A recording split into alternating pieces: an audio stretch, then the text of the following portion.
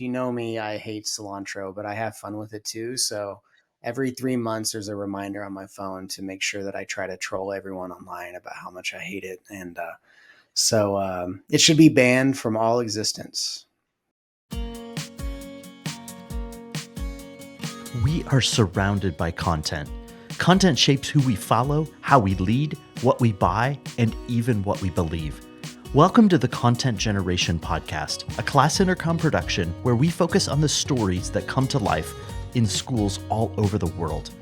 We highlight the students, educators, and communities who share the content that shapes our future. Well, welcome back to the Content Generation Podcast. Jill, it's great to be back. We are back in school for most places, and you had a great summer.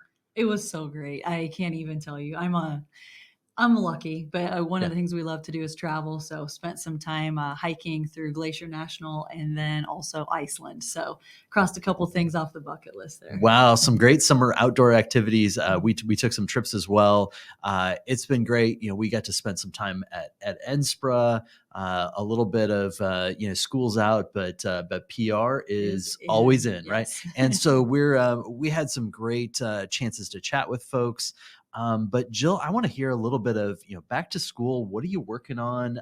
What sorts of things are coming up for Class Intercom? Yeah, for sure. Back to school is always such an exciting time of year. And even though I'm not in a specific school system anymore, that excitement is still there. It's just that summer ending, fall starting, and really thinking about a reset. It's an awesome thing about schools is that you get a reset every year. And so, new pencils, new crayon box, new lunch box, whatever it might be. But teachers and administrators really get to start new and really decide to tell their story and control that story that's going out there. And so I think that's so exciting. We have so much cool stuff going on here. We have the Content Generation Academy, which is based in our 5 pillars of pedagogy. And so that's really exciting. Just a lot of research-based practices that we're really trying to share. And then our 4th annual Content Generation Workshop coming up too, which is going to be awesome, both in person, some satellite locations this year, as well as it being free to anyone who wants to stream in, and whether that's adults or students, but it's really made for students so that they I think that's a huge participate. takeaway, right? Yeah. So go ahead and sign up. If you haven't signed up, it is free to attend. We'd love to have you there. Content Generation Workshop is what date? October 18th. October 18th. So coming in hot, but also, we're really cranking it up this year. I'm really excited. The more I hear from speakers, the more we've looked at venue, and just everything has really leveled up this year. So I think it'll be a great opportunity to really get students involved, but also just content creators. Definitely. The adults in your building too. I keep calling it a maker space for content creators. It's going to be so fantastic. And we do challenges throughout the day. So even if you don't attend, be following our social, and you will see all the tags coming in from teams all over the country. Awesome. Well, this episode today is an interview I had with Josh Sauer. Josh is with Finalsite, so everything website components, communication related for schools. Josh has really been in the center of that and comes from a background of being in a school. I think you're going to love the interview, but also he's just a great friend. Yeah, Josh has really become a friend over the years. And I think one of the things I love the most about him is his authenticity and his want to help others really showcase what's happening in their schools. And so he's been in the trenches, and so he knows how to help. So always a lot to learn when you have a conversation with Josh. Awesome. With that, let's listen to Josh. Well, welcome to the Content Generation Podcast. It is really fun to be connected to and accompanied with my friend Josh. Josh, I've kind of gotten to know you over the last few years through NSPRA events and, all sorts of different school communication things. But it's been really fun to just hang out, have dinner, grab a drink sometimes at some of these conference destinations, as well as you came up here to our offices just about a month ago. So it's really fun to have you on the podcast.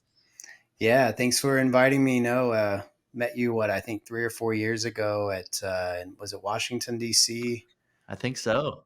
And you just got right in there and started introducing yourself to folks, and could definitely tell you were from the Midwest, for very friendly and welcoming. And so definitely happy I got to know you and Dr. Jill, and first time to Omaha in April, and then I got to the just the pleasure of seeing you in Lincoln and that amazing town. I'm from Norman, Oklahoma, so we kind of have a friendly rivalry, Sooners and the Cornhuskers. But it was amazing to see the stadium and just the charm of that downtown area. So, no, it's I'm excited to chat with you today, and probably won't be my last time on this podcast, I suspect. So. Awesome. No, we're already signing you up for episode 84 or whatever it is. But Josh, I mean, it's a friendly rivalry. Like to sort of throw that out, but also, as I've gotten to know you, I want to sort of bring some of your background to the table, because some people may know you in your current role with Finalsite and maybe don't know some of how you ended up in school PR. So I'd like to hear a little bit of how you ended up at a school in this area. What did that look like for you career wise? Yeah, so I'm a graduate of OU, and my goal there was to get some type of job in communications or marketing, and luckily an opening came up at a local tech center in Oklahoma. We're really big with career tech centers. They're very well funded by ad valorem taxes, and so we really have a strong tech center here in the area. And there was an opening for a communications role there at Moore Norman Tech, and got the job and was there for 6 years in different capacities, working in the communications and marketing team. And really, during my time there, really got to know my peers from other tech centers, but other schools in Oklahoma, communications people. So I got involved at the Oklahoma School PR Association, and then kind of branched that out. Started attending the National School PR Association seminar, um, and just love to connect with people and learn as much as I possibly can and build relationships. And ended up became a client of Finalsite while I was there at Moore Norman Tech for about 4 years prior to joining them as an employee, and really loved their culture of just their work culture. Got to know a lot of folks that work there, but also the software is incredible and allowed me to do a lot of great things there when I was at Moore Norman Tech. So then got a call one day, just from someone that's worked there, and said, "Hey, this was during the COVID pandemic," and he's like, "Do you have any interest, or do you know anyone who would be interested?" And I was kind of considered it, and then the next week it kind of just happened, and so that's where I am today. I'm still very involved in the school comm space. Um, Ironically, I was on the NSPRA board, the National School PR Association board of directors, while I was finishing my term there, and luckily NSPRA allowed me to kind of finish my term and while I was working at Finalsite. So still very well connected. It is a passion of mine. I mean, that's what I intended to do with my career, is marketing communications, and luckily at Finalsite I still get to do some of that stuff. So really excited. That's awesome. Josh, for those folks who don't know you, they may not have heard you share so passionately about how you've been an advocate for schools and really the opportunities that are presented in an equitable environment for students across the board. But I've always admired that about you and the way that you advocate for not just the role for school PR, but for schools in general. So yeah, I don't know where that comes from though. I think it's I think some people are just altruistic by my master's degree is in public administration, and so I've Mm. always wanted to serve the public, and that's just who I am, right? Nonprofit work and that kind of stuff. It's always been a passion of mine, and to me, the foundation of like a healthy, strong society is education, and more so public education, where everyone gets an opportunity to learn regardless of where they come from or what background they have. And so that's just my passion. I'm a big public education fan, and will always staunchly defend kind of the funding mechanisms and that kind of thing. And yeah, and I still kind of work in that lane. I get to provide really awesome tools to help people communicate better and really tell their stories, right?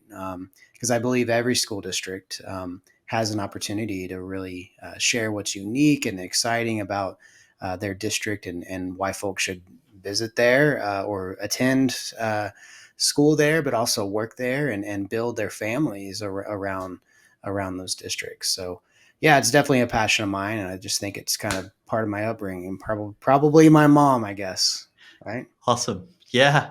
Yeah. No, I think, you sort of look back and sometimes you don't know where those things come from specifically, but it's very evident, when we've talked about it and when I've heard you passionately describe, your experience and the experience you hope that others can have. I think that's huge. And I think the role of supporting other people in school PR is so important. My alma mater was under fire today a little bit on a graduation speech, and so, I was DMing with the, the school PR friend and saying, hey, got you. You're doing a great job. Saw the quotes in the newspaper. You're doing the right thing. So Yeah. that's You just know, huge. I think when things happen like that, a lot of and it's happening now, it's part of a playbook, right? Yeah. But I think a lot of the great things gets overlooked in public education, especially kind of, you just said it, you're doing a great job with your everyday communication. This happened. It, was probably overblown a little bit, or brought to attention, but there's so many great things happening, and there's so many great professionals doing the work every day that are still um, you know having to confront challenges like that, when really they're doing great work every day to tell the stories of everyday folks at the schools. So So, Josh, I want to talk to you about those everyday stories because you were in a role creating a lot of this kind of content, and now you're in a role where you're publishing that right on the web. So you were managing that relationship of creating content, and where did that come from? How did you unearth those good everyday stories? Where did your content come from, and what did that look like? yeah, well, I mean, I think I'm big on research and data. So like when you first get into a marketing or comms role, and maybe you're kind of you're fresh at it, right? You may not understand strategy, or you may not have like a plan in place, and so you kind of just throw things at the wall and see what sticks, right? And so obviously there's formal training there. Know your audience. That's like the number one rule of communications and marketing, is know your audience. But I think content marketing is not a secret, right? It's or Mm, content generation, so people can learn more about your organization or your business or whatever. But just creating engaging content. So you're looking at the data. What are people want to read or want to hear or see, and just knowing that there has to be a little bit of value there, right? Or it has to mm, be a lot of value for people to read. So making sure it's worthy, not um, to me, it's just really kind of common sense, right? You just create what people want, and go from there. But storytelling in school is like the best thing ever. It is the funnest thing, because you get to engage with the students. yeah. Um, it's so awesome to just go and get stories, hearing about success stories, people getting scholarships, or you know um, uh, just anything like that, just hearing about their stories. That's the best part of school communications, right? It's not hard work, it's the heart work Mm. behind it. And so in a school, it's super easy to do. sure. Yeah, yeah. Well, I like. So you sort of described a paradigm here that's really important and a little bit nuanced in that you are certainly someone who leads from the heart. Like I see that. I see the passion that you have for the industry, for others, all of that. But you also started out talking about the data. Can you talk a little bit about those two and how you connect those, both when you're creating content and maybe even when you're thinking about, the website or whatever sort of things you're thinking about? How do those two connect Yeah. for you? Yeah. So I'm not going to, like Finalsite has a very deliberate type of content strategy. And we produce content to help educate our current clients about best practices, educate clients who may be looking into our software. So we're building trust, right? And I think that's important when you kind of look at um, when you look at an organization and see that they're producing content that's valuable and meaningful, and at times tells a story, you tend to trust that organization a little bit more. And it's the same concept at a school or a nonprofit.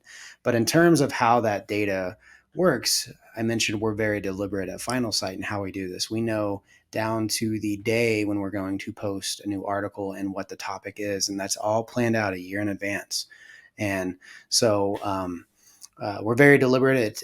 We have it's kind of a machine that works itself now, but it's all data driven. And really, when you think about it, content hopefully can be repurposed. And so if you think about kind of a wheel, and the hub of the wheel is kind of the website where everything kind of lives, your content, and then you have little spigots that go out to social media, printed pieces. Maybe you have a podcast, right? That's connected to all these different channels. At some point or another, there's going to be some kind of link back to the website. But in all those areas, there's also tracking mechanisms where you really can see what people are liking more than others, letting that data kind of assessing it to kind of shape what content in the future you want to deliver. Or maybe there's gaps, right? Maybe people are searching for content that you don't have. And so you're looking at that data Mhm. and you produce it. And so giving people what they want, right? And having fun with it, and bringing experts in to actually kind of educate people. So that's another thing. It's not just one person at Finalsite creating content. It's all the staff members creating content. So uh, definitely using data to inform what you're doing is super important.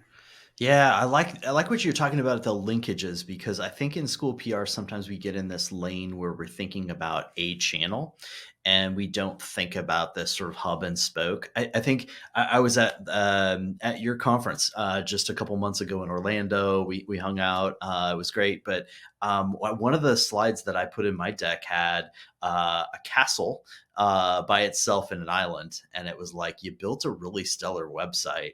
Like, how do you get people there?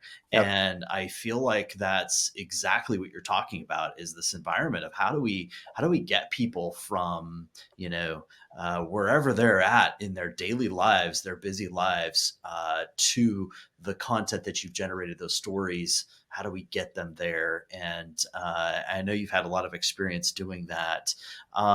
What do you find for inspirations for your content? Chat GPT. No. Yeah. Are you using ChatGPT? I use it every day. And Awesome. I will say that if you are not using it, you are already a little behind, right? Not to freak For anyone. sure. But no, if you're not using it seriously, or any type of AI tool just to help you come up with ideas, I feel like if you can use it as your personal assistant instead of kind of having this adversarial approach to it, like it's threatening, it can definitely help you. But in terms of ideas, like again, a lot of the content that I produced in my school district was cyclical based on the year, right? So we knew that we had scholarship winners coming, and so those were easy stories to kind of plan for. But honestly, a lot of the ideas that I come up with are like 9:30 at night while I'm going to bed, and I'm like, "Oh my gosh, this commercial just inspired something." So I have a little Just a little journal by my bed. I just write it down real quick and then try to figure out what I was thinking of the next day. Yeah. So that's a lot of it. But then also the data driven keyword research is so, so important. Using Google Search Console to do some really deep dive into what people are searching for and trying to figure out like, do we have this already? Can we change the headline to mean something different? Like, for Mm. instance, like the headline of let's say a scholarship winner at a school, you could say second grader wins scholarship as the headline, or you could say inspiring student wins prestigious award. Which Mm. are you more likely to click on, right? So doing things like that too to like uh, change kind of the initial narrative that people are taking from it and then getting them to click in it. But inspiration, just everything, right? Just trying to, and then you get together once a year with your team and you said, okay, this would be great content. This would be great content.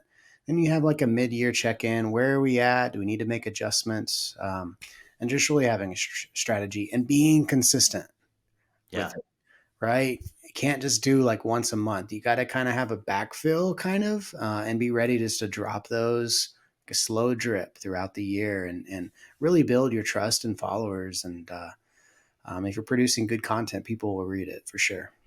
Yeah, no, I think I like the way you're thinking about, sort of thinking about a year.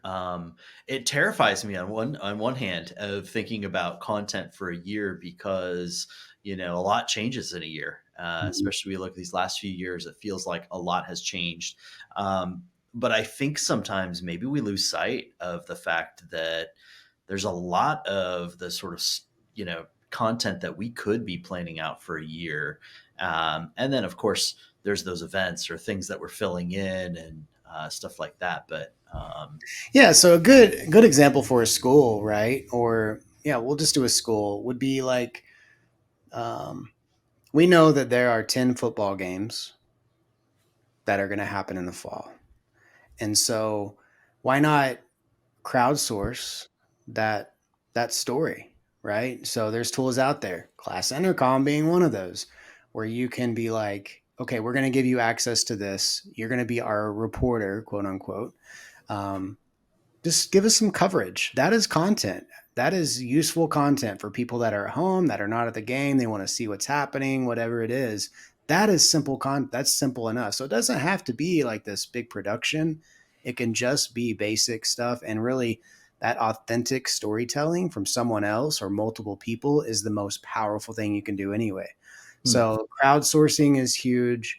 And it is thinking about like there's 139 articles that Finalsite publishes throughout the year. We know hmm, that to be true, right?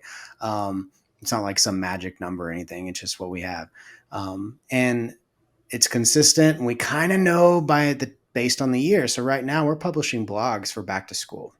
Like you're going to start seeing a slow drip of back to school blogs. So, but just planning ahead like that with tools that you have in your toolbox and letting people do the work for you too.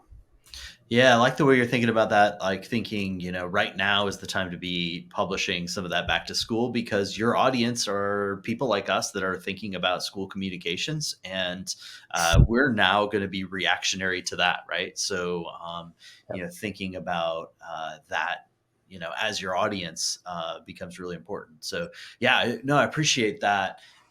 When you think about what you're seeing as trends, so you're getting to be around some software, some content at the website level. You're also getting to be around a lot of content creators on the ground. What are you seeing as changes in the industry for yourself, for the way you interact with school PR folks, and how they're doing their jobs? What are you seeing changing there? Definitely artificial intelligence. I mean, Yeah. everyone should know about it by now. That is probably the biggest thing. There's kind of a spectrum that I have. Like, there's a certain part of me that is fearful of it. There's a certain part of me that is like, what is this going to replace my job? There's a certain part of me, as I mentioned earlier, that's like, no, embrace this stuff, become an expert at it. Um, I think it's has that effect with everyone. Like anything new, if you look at the evolution of tech, everything has had its like, oh my god, is this coming to replace me kind of moment. Yeah. So I definitely think AI for sure. I think people do want authenticity. Mm. Um, I think people know when they're being duped. I think um, people are crave stories. They crave that. They want to see that.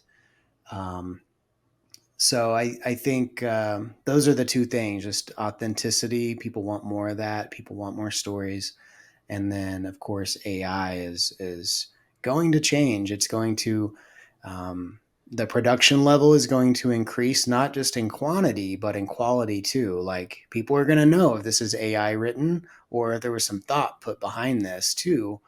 The standards are going to be a little bit higher, I think, for that. Mm.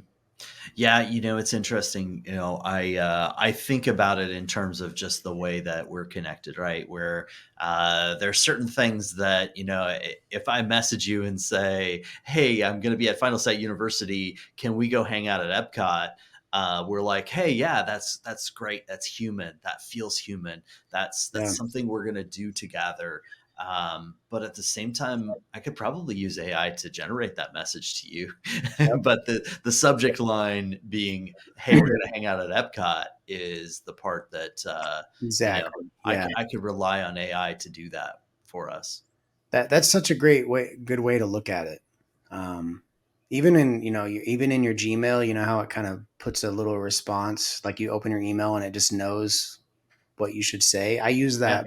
I use that all the time. Um, but to me, I've embraced AI so much that I use it all the time for just like recipe. Like I generated a recipe the other Yeah. day. Um, Helping me get out of that like fog of like not being like I'm sitting here trying to write something and I'm like, okay, help me AI. What, give me some ideas just to trigger thoughts. Um, I don't Did think you did that, you ask it to substitute something for cilantro? Is that what you were using it for? yeah. Anyone that's listening to that, if you know me, I hate cilantro, but I have fun with it too. So every 3 months, there's a reminder on my phone to make sure that I try to troll everyone online about how much I hate it, and it should be banned from all existence. That's So good. It's so good. No, it's funny that you'd say recipes. My wife's a chef, and one of the things that I was showing her when I was first getting into ChatGPT was formulating recipes. And the first one I sent to her, of course, is kind of one of those things when you're at home and she's just not that impressed, right? And I'm yeah. like, no, I'm super excited. I'm super excited about this. So I like make this recipe and I share it with her, and she goes, "Yeah, I mean, I could Google for that recipe."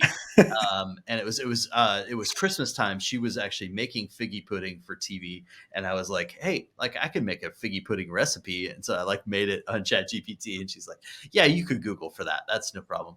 And so I was like, I'm like, okay, well, I gotta figure out a way. So the next thing I have it do is I had to make a shopping list, right? So it like made the shopping list out of the recipe that I just made.